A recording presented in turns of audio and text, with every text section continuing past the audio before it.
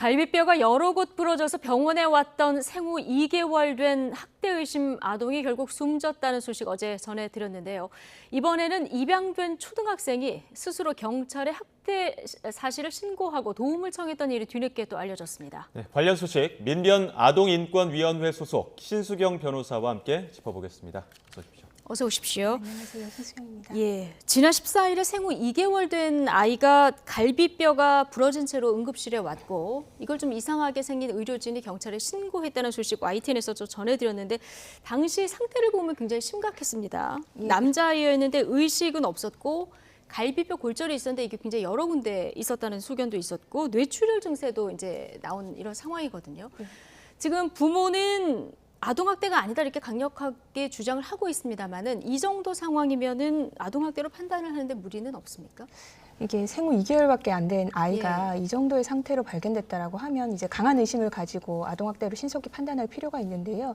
의료진들은 보통 아이들의 이런 상흔 상태라든가 아이들의 이제 상태를 보면서 어느 정도 판단을 할 수 있고 이 상처가 발생하게 된 경위 같은 것들을 부모가 진술을 하기 때문에 그 부분과 맞춰보면 이게 뭔가 허위고 거짓인 진술이 확인이 되기 때문에 그렇다면 충분히 아동학대로 판단할 수 있을 것으로 보입니다. 아이의 상태, 진술 이런 그렇죠. 것들을 다 이렇게 비교해 보면서 판단할 수 있는 근거가 된다. 그렇습니다. 말씀이시죠? 예. 예. 지금 생후 2개월 된 아이인데 갈비뼈 골절도 여러 군데고 한 번이 아닙니다. 이게 시기도 다 다른 것으로 지금 진단이 되고 있기 때문에 부모 입장에서는 뭐 아이를 떨어뜨렸다 이렇게 변명을 하고 있긴 한데 이러한 것들을 뭐 신생아의 경우에 실수와 학대 이런 것도 구별할 수 있는 방법들은 없습니까?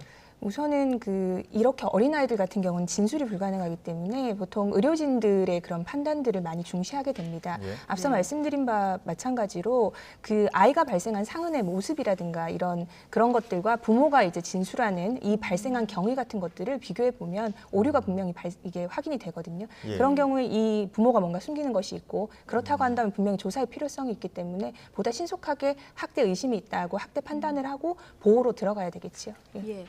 근데 이 아이가 연명 치료를 중단해서 결국 세상을 떠났다 이런 안타까운 소식을 전해드렸는데 결국 이 결정을 지금 학대를 의심받는 부모가 했다고 알려지고 있습니다. 물론 이제 상황은 더 이제 지켜보고 조사를 해봐야 알겠습니다만은 어쨌든 지금 부모가 가해자일 수도 있는 이런 상황 아니겠습니까? 근데 이렇게 결정하는 데는 문제가 없는 겁니까? 이게 이제 연명의료 관련해서는 연명의료 결정법이라는 법률이 있고 이런 미성년자 같은 경우는 원칙적으로 법정대리인, 친권자인 법정대리인이 이 연명치료 여부에 대해서 결정할 수 있는 권한이 있다는 법률이 있습니다. 아이가 학대 여부에 대해서 아직 명확하게 판단은 되지 않고 이제 판단을 하는 과정에 있는 상황에서 친권이 제한되거나 뭐 이런 조치가 들어가는 경우들이 그렇게 많지는 않습니다. 긴급하게 들어가는 경우들은 있지만 이것도 법원의 판단을 거쳐야 되는 부분이어서 아마 이 아이가 이렇게 뇌사가 되고 또 연명치료 여부를 결정하게 되는 그 시기 중간에 친권까지 이렇게 판단할 수 있는 그런 경황은 없었던 것 같습니다. 그래서 친권 자격이 유지되는 상황에서 이 가해 의심이 되는 부모가 판단을 하였던 것으로 보입니다. 네, 아이의 상처가 많았고 시기도 달랐기 때문에 보통의 아이들보다 많이 또 울음소리도 많았을 거고 이런 부분들에 대해서 학대 의심 신고도 들어갔을 것 같은데 그런 정황은 없습니까? 현재로서 그렇지는 않은 것 같습니다. 워낙 이제 2달밖에 안 되는 상황이고 신생하고 이러다 보니까 집에 돌아와서 그 집안에서 지내고 이럴 때는 신고가 없었고 이제 부모가 아이가 이제 숨을 쉬지 않는다고 해서 동네 병원에 갔다가 동네 병원에서 큰 병원으로 보냈고 큰 병원에서는 이게 분명히 요즘 큰 병원에는 거의 학대 전담팀이 있기 때문에 의심을 해서 신고하는 이런 형태로 지나간 것으로 보입니다. 예, 참 안타까운 일이었는데요. 그런가 하면 어제는 또 입양된 초등학생이 양부모의 학대를 견디다 못해서 스스로 경찰서를 찾아가서 도와달라 이렇게 신고를 한 일로 뒤늦게 알려졌습니다. 그 내용을 보면은 뭐 겨울에 찬물 목욕도 시켰다고 하고요. 부모가 감시도 하고 그랬다고 하는데 지금 신고 당시는 이거 2020년에 그러니까 4학년이었을 때 아이가 쓴 메모인 것 같은데 이 메모를 지금 보고 계시는데 좀 가슴이 아픕니다. 그렇습니다. 예, 좀 사회적 충격을 줬던 정인이 사건도 역시 아이를 입양한 뒤에 양부모가 학대를 했던 사건 아니겠습니까? 이런 일이 많이 발생합니까? 꼭 뭐 입양 부모가 학대를 더 많이 한다 이런 것들은 통계적으로 나타나 있지는 않습니다. 그런데 아마도 입양 과정이나 이런 것들에서 새롭게 가정이 생기기 때문에 그런 과정에서 뭔가 이 가정에 지원이 필요하다면 외부에서 적극적으로 좀 도움을 주고 이런 부분들이 필요하고 예. 그렇다고 생각을 하면 학대나 이런 것들이 발생했을 때 모니터링을 할 수 있는 많은 자원들이 있을 텐데 그런 부분들이 조금 부족하지 않았나라는 생각은 조금 듭니다. 예. 이 아이가 이런 식으로 스스로 신고하기 전에 주변에서 미리 이런 어려움을 파악을 하고 조금 미리 언지를 줬으면 예. 좀 더 빨리 개입을 하고 갈등이라든가 이런 것들이 좀 완화될 수 있었을 텐데 이게 아이가 직접 신고하는 경우는 학대 사건 중에서도 매우 이례적이고 정말 심각한 경우라고 저희들은 보고 있습니다. 예. 네, 그래픽 보면은 달라질 수 있게 해주세요. 뭐 엄마 때문에 아파요. 이런 내용들도 좀 있고요. 겨울에 찬물 목욕을 하니까 또 부모는 또뭐 군인들도 그렇다. 뭐 이런 이야기도 또 했다는 이야기도 들려오고 있는데 이렇게 아동학대 사건이 코로나 확산으로 더 늘고 있다. 이런 분석들도 있더라고요. 어떻습니까?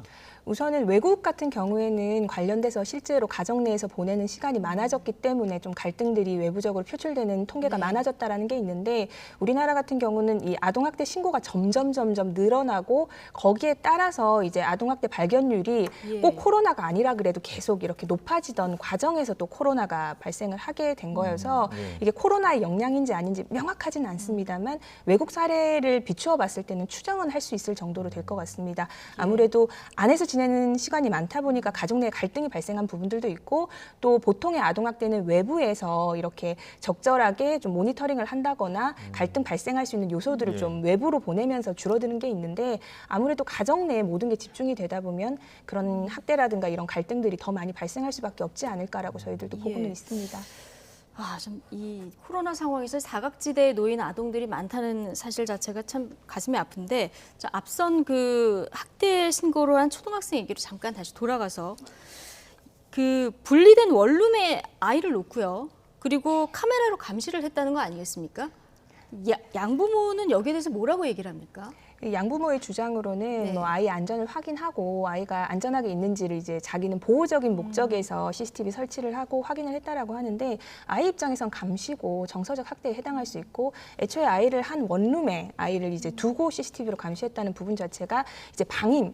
네. 원래는 집안에서 제대로 생활을 했었어야 될 아이가 이제 원룸에 가 있었다는 것도 근데 조금 굉장히 가까운 거리라면서요? 그러니까 사실관계가 조금 일반인으로서는 이해되기 힘든 상황인 것 예. 같긴 합니다. 그래서 이런 부분들 다 포함해서 이제 수사기관에서 수사 진행하고 지금 재판이 진행되고 있거든요. 방임과 정서적 학대 또 아이가 예. 말하는 신체적 학대 부분 다 포함을 해서 재판 진행 중인데 아직도 양부모 측은 교육의 목적이다, 훈육의 목적이었다 이런 취지로 지금 해명을 하고 있는 것으로 보입니다. 그럼 이제 부모는 지금 재판을 받고 있습니다. 예, 재판이 지금 진행 중인 걸로 확인됩니다. 예. 그러면 해당 아동은 지금 부모하고 분리는 돼 있는 예, 분리되어 있고요. 지금 입양 절차로 해서 가정이 꾸려진 거기 때문에 법적 절차로는 또 파양이 이루어져야 돼서 파양 관련된 위원회도 열리고 있는 걸로 확인이 됐습니다. 예. 네. 또 지난번에 또 대법원이 아동학대에 대한 또 양형 기준 상향하기도 했는데 처벌을 계속 강화했는데도 계속 이런 일이 빈번하게 발생하는 이유라고 한다면 뭐 모니터링을 더 강화해야 되는 겁니까? 아니면 처벌을 더 강화해야 되는 겁니까?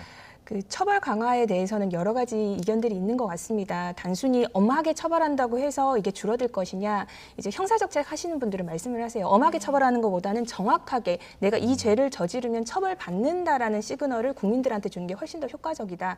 근데 애초에 아동학대 범죄 양형 기준 자체가 너무 낮았기 때문에 이게 상식선으로 올린다는 것으로 생각을 하시면 좋을 것 네. 같고 앞선 그 입양아동 사건과 좀 연계해 본다면 이번에 그 양형 기준표에서 저희가 좀 관심 있게 볼 부분이 예전에는 뭔가 학대를 저지른 다음에 감경할 수 있는 요소로서 여러 가지 범행 동기를 참작하는 게 있었는데 그중에 제일 많이 말하는 게 그런 교육이라든가 훈육의 목적이었습니다. 예. 그런데 이번에 대법원에서 명시적으로 그런 경우는 우리는 감경 요소를 보지 않겠다라는 걸 명시를 했습니다. 대부분의 부모들이 그렇게 변명을 하고 있기 네. 때문에 그런 부분들은 아예 참작할 수 있는 동기가 아니라는 뜻을 명백히 한 거라고 볼 수 있겠습니다. 예. 알겠습니다. 어쨌든 양형 기준도 올리고 그러는데도 계속 아동학대가 늘고 있는 이유 근본적으로 좀 더 생각을 해볼 필요가 있을 것 같습니다.